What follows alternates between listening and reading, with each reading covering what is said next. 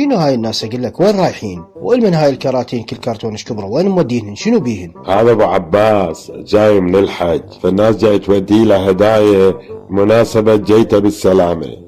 يعني اللي يروح للحج ويرجع الناس يجيبوا له هدايا وفلوس؟ حلو، هاي خوش شغلة هاي شنو وين كانت عنا احنا؟ شلون ما منتبهين ليش؟ شلون ما مفكرين بيها؟ اي وش تريد تسوي؟ يعني تروح للعمرة ب10 ورقات، ترجع يجيبوا لك الناس هدايا وشغلات وفلوس توصل حتى فوق ال50 ورقة. هذا الشغل الصحيح. انت ولد جيار عندك تروح للعمرة؟ ولك فلوس سهلة تتدبر بالاقتصاد بالدين منا تتدبر.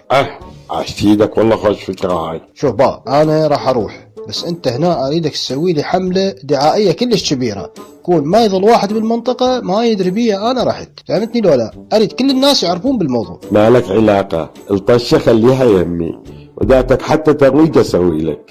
ابو شوقي راح للحج.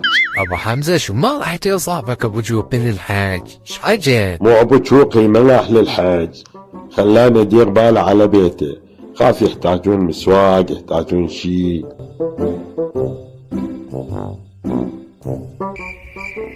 شنو السالفة؟ اقول لك شو ولا واحد اجى لحد اليوم؟